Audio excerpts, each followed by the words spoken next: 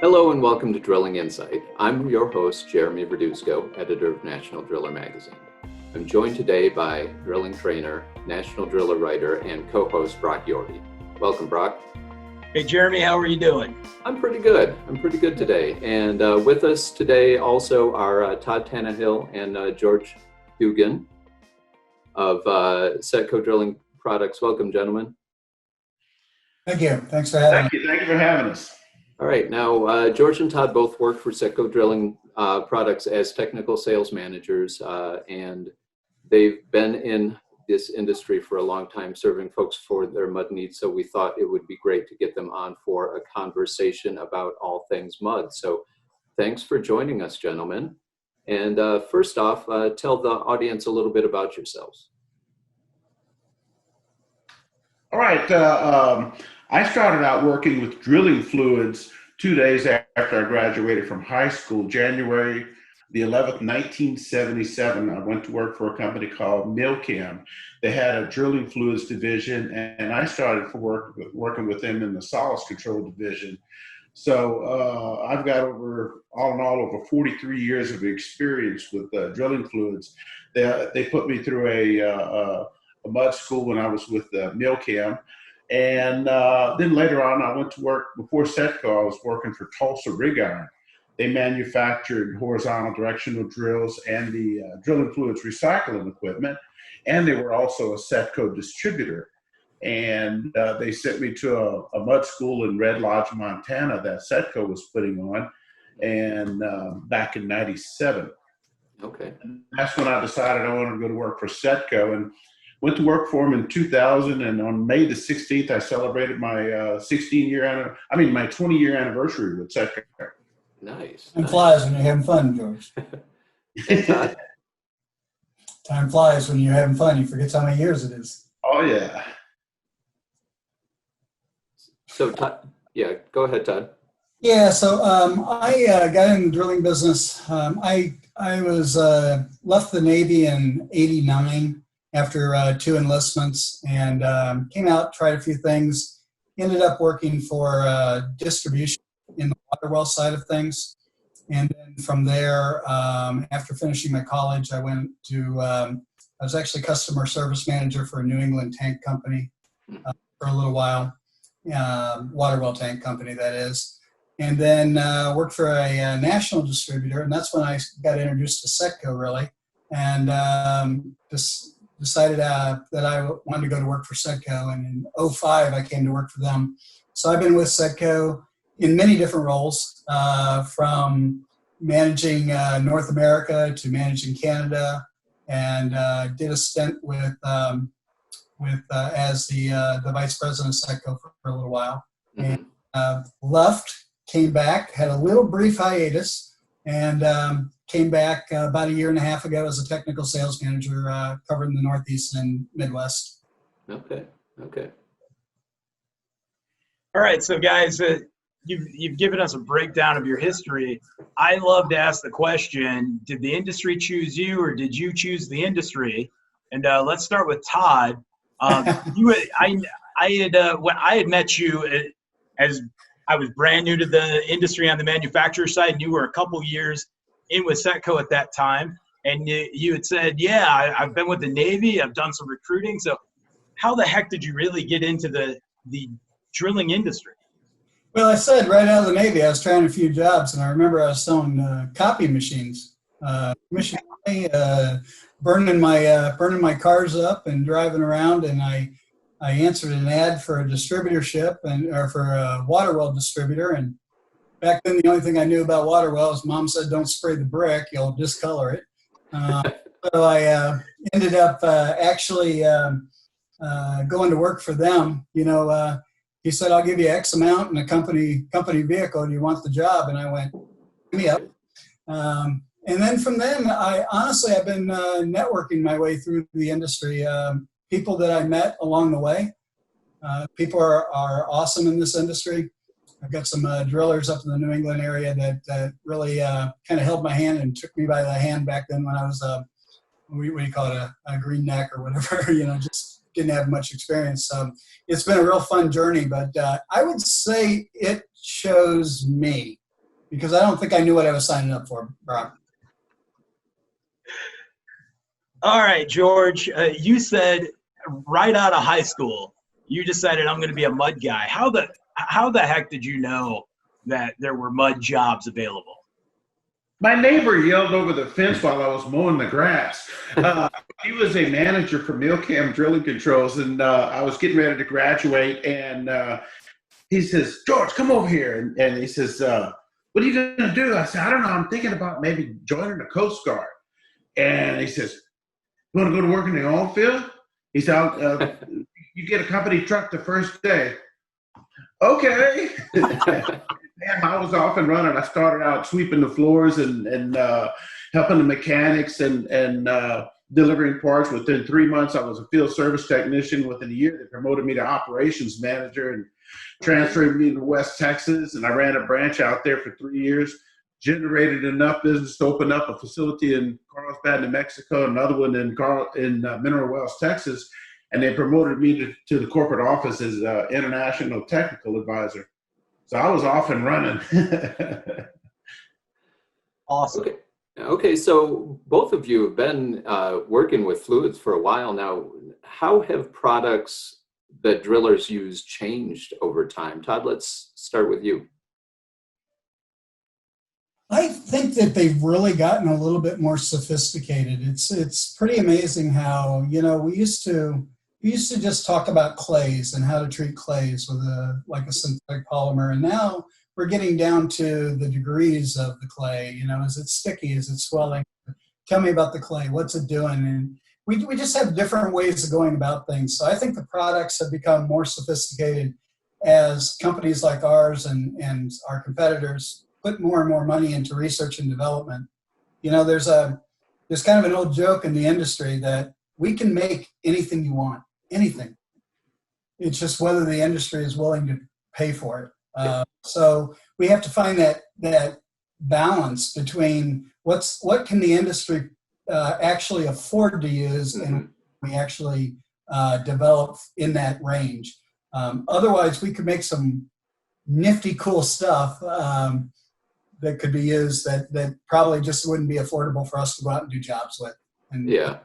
I saw Brock giving me the heads up there because I think we all know that, Yeah, so we have the super fluid here that we could sell you, but here's a credit application.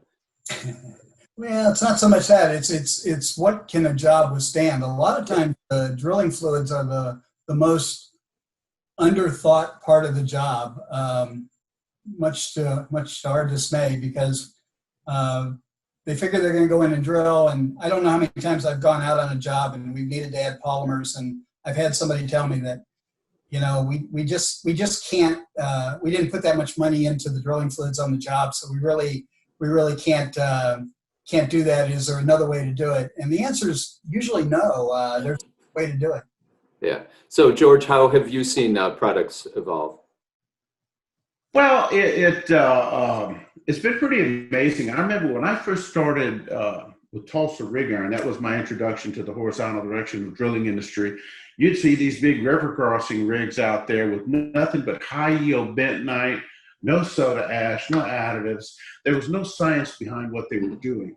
And nowadays, they just couldn't get away with that. Pipeline companies are wanting people to have somebody testing their fluids on site and all that. And in the course of we worked with a lot of contractors, big river crossing contractors, training them how to run the mud testing equipment. And it helped them get a better understanding of the fluids. And be it water well or horizontal directional drilling, there's more of a focus on getting all of the properties you need out of a drilling fluid at a lower viscosity, therefore reducing annular pressures and all that stuff. So there's been a lot of focus on that. They've got, the extra low this and extra low that. It's just a lot nicer products out there that really help contractors out do their job more efficiently, and less annular pressures, less frac outs for horizontal guys, and better circulation rates for the vertical guys. And is constantly evolving. Like now we've got some really amazing products for not just the drilling fluids, but even the for drilling spoils disposal, which is becoming a huge issue, and some really nice options for them now that wasn't available just a few years ago. And so it's kind of neat to see how it's evolving. So you've thrown out a bunch of technical terms, and we got a lot of guys out in the industry. It's we joke often about it being drilling mud or drilling fluid, and you're talking about our pressures, our fracture gradients. I'm curious what you're both technical sales managers, and you have all sorts of great people throughout the country. What is Setco's process for a training program? You said you went through the one you have base because you've been through 2 different mud companies. I'd like to hear from both of you guys your experience with the training program that Setco offers. Yeah. So, go ahead, George. Oh, I was just going to say that, I went through the Red Lodge, Montana Mud School. I've been through quite a few Setco mud schools that they put on, and I've been, I put on a lot of them. Instead of like some of the other majors, though, having the big central mud school at their headquarters and all that, we tend to do our training on more of a regional level. That way it keeps us light on our feet, and we can it's easier for people to go to people than have them come to us. So people like Todd and I average somewhere around 36 training seminars a year. No, wait, it's 26 to 30 training seminars a year. I used to keep count of it, and that's about what I averaged of what I was doing, and just focusing it on the type of contractors and designing it for what they're looking for, and it kind of makes it nice. Todd? So, well, everything George said, obviously, we work for the same company. We do these mud schools all over. I, too, went through their Red Lodge, Montana mud school back when I started their advanced mud school. But we also make sure that our people don't go straight out in the field. I can remember hiring a gentleman one time, and we kept him in the field, but we kept him out of the calling on working alone. Yeah, they're more likely working with an experienced guy, and just like a lot of the drillers pass their knowledge on, a lot of the mud guys will pass that knowledge on too. Absolutely. I want to just highlight that. So back in 2014, we merged with Minerals Technology, and Minerals Technology is Setco's parent company now. That's a $1.8 billion company, and they have a huge resources of research and development. So we have all of that at our disposal at our plants around the world. And we have some really great people in those departments that are working with us and help train us up. But I think that the biggest takeaway from this is that this industry, right when you think you got your training, this industry will slap you. You'll learn something new every day. And I think that's the greatest thing about what we do. Okay, so that segues nicely into my next question. So a lot of veteran drillers out there, they think they have mud all figured out. What are the veterans missing? What are the kind of common errors you see among people who think they know it all about drilling mud? Well, can I go back to? I'll actually piggyback back on another question that you asked earlier. And that was how the products changed. And I think that the problem is that when people figure out their mix or what they're comfortable using, they like to use this one certain type of pack or this one polymer. They get comfortable using that. And because of that, sometimes they don't try some of the newer products that are out there. There's a joke out there. I like vanilla ice cream until I found out there was chocolate. My point is that I think that sometimes they need to just try them to see if they might work better or at least different. And they might actually simplify their lives and find something that they like better than their old fail-safe. Mhm. So maybe a little experimentation with some of the offerings out there, depending on local geology and such. Yes. Okay, George, what do you think? What are the veterans missing? If they show up at the like veteran water well drillers, if they show up at all the trade shows and the continuing education classes, they can pick up a lot. But a lot of them that have their nose to the grindstone, they'll kind of miss out on a lot of this new technology. You go out on a job with them, and they're getting into bad clay, and they're trying to run a long chain, high molecular weight synthetic polymer to inhibit the clays, and you say, we all of the mud companies now have a low viscosity version of this that clay inhibitor that's going to control your clay and not blind your screens. Or hey, we got this low. Everybody has a low viscosity packs out that's been out for years. You should really try those. You get the same benefit of the fluid loss control, but without all the viscosity. Things like that. It's and I think that's where it's nice to get out and be in the field with these guys, and you can see what they're doing and say and make these suggestions like that. That hey, bring them up to speed with some of the latest technology out there. I remember one time I was in Florida on a horizontal job testing a new bentonite fluid that we had. And while the contractor was drilling, we're waiting for him to empty his first tank, a horizontal job. And we're talking to him, and he's giving me a lecture of how everything he knows about drilling fluids, he had to learn on his own, but he doesn't have any problems with his drilling fluids.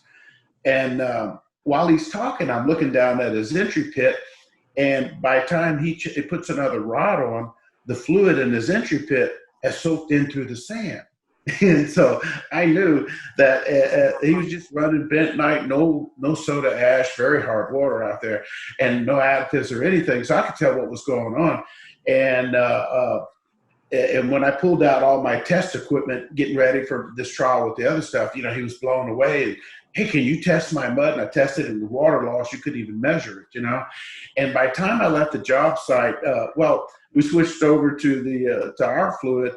And just ran the bentonite, same dosage as the other one. The only difference is we added a soda ash. And all of a sudden it started carrying the cuttings out of the hole, and the fluid wasn't soaking into the ground. And by the time I left, this guy was ready for me to go do a mud school, So a lot of times these guys just don't realize what they're missing out on. And I think when it comes to mud guys being out on a job site, you can, like I said, get these guys up to date and up to speed on it. You just got to not shove it down their throat, just have a nice way of showing them there's some other stuff out here you got to try to really help you out, Yeah, let them find it. So Todd, what's your favorite go-to advice to give new drillers when it comes to when you first step out of the truck, and you're walking up there? What's one of the best, common that, has that glass breaking effect where the guys on the site go, oh, and it's going to be a good day? It's not a glass breaking effect, Brock, but any of us who have taught mud schools, we start the same way. We start with the basics. We start with that 95% of the fluid is made up of the water. And a lot of times we can tell right on the phone when a driller calls that the problems that we're having are being caused by poor makeup water. And a lot of times people forget that step. They just don't. It's the simplest step. It's the least expensive to treat, and it can solve so many problems out on the job site. Whether it's a horizontal job, even a vertical job, it doesn't really matter. These products are all developed. They need good water to perform. And we've had situations where guys are saying, oh, the water's fine, I'm using city water, and I'm pulling out of the fire hydrant. Well, guess what? The towns are broke. They don't flush their fire hydrants anymore, and you're running pure rust on that first tank of water that you're running unless you're flushing them. So honestly, the first thing that we analyze, number one, is what's the makeup water like? Where are we at? And I know that sounds redundant, and you can see people in our mud schools, their eyes will kind of glass over a little bit because all of us, all my competition and us, we talk about water first. And at the end of the day, when we start talking about what that water does, you know, bentonite separating out or fish eyes or whatever, or the pump making noise, or you name it. At the end of the day, all of a sudden you see the light bulb go on their head, and they go, oh, I wonder if that's why I'm having that problem.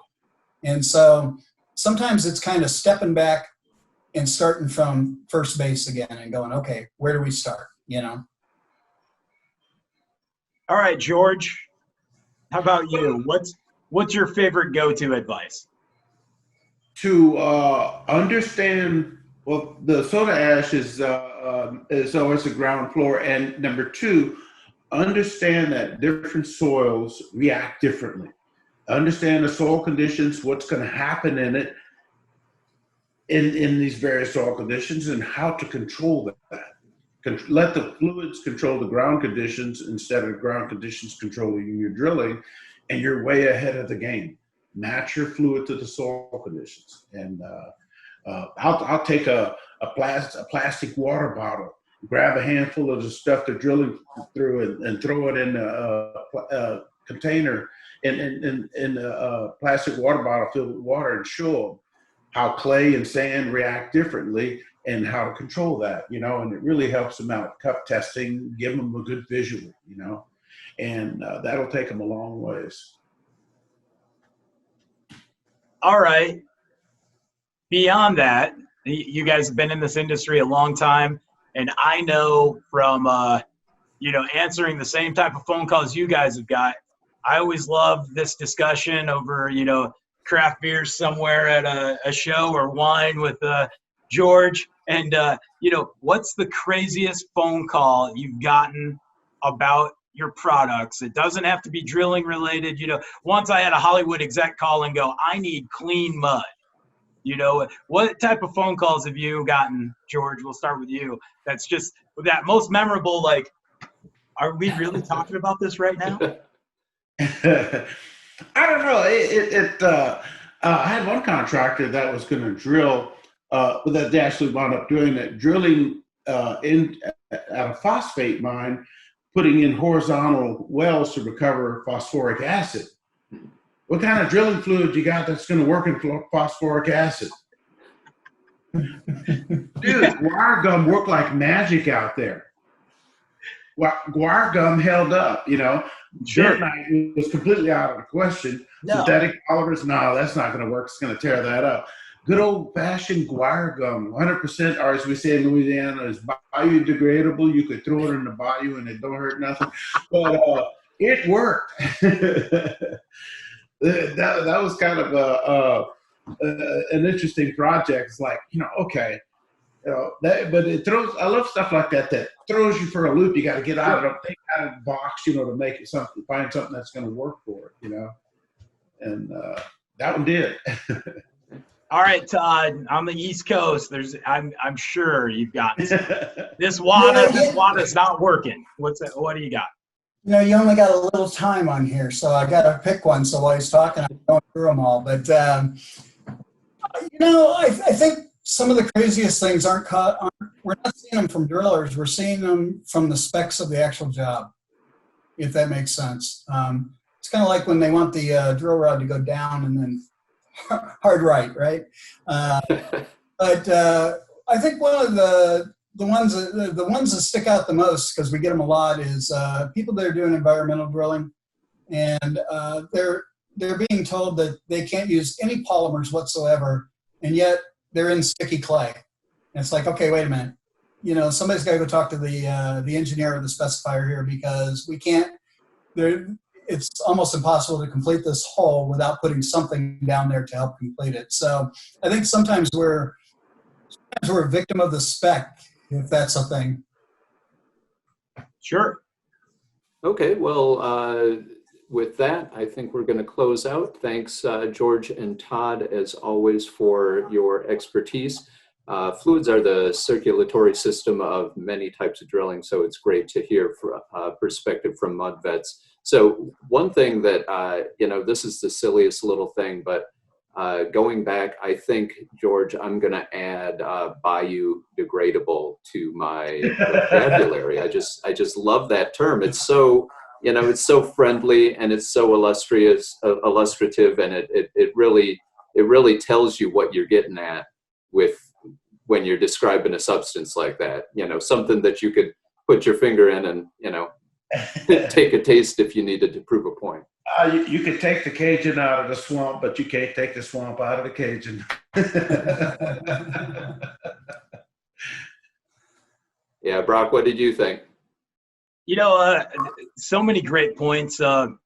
Fluids are a system, just like you said, Jeremy, and the idea of, being open-minded to all the great technologies coming out, looking at testing and knowing that there's veterans out there, there's good organizations that you can pick up the phone and there's help. And that smartphone has made us all smarter when it comes to, as a community, being able to have a discussion about what's a lesson learned. And these two men right here are two guys you can call on and get some good, reliable information. Okay. Well, with that, we'll wrap up today's episode. Thanks again to Todd and George for joining us. And tell us, where can the audience find out more about you? They can go to our bios on secco.com. And also they can reach us through there. There's links and numbers and email addresses there too. Okay, perfect. Well, thanks again, and visit nationaldriller.com for the latest drilling news and for more videos like this one. And don't forget to follow us on Facebook, Twitter, and LinkedIn. And see you next time on Drilling Insight. Thanks, everyone. Thanks, guys. Thanks. Appreciate it. It was fun.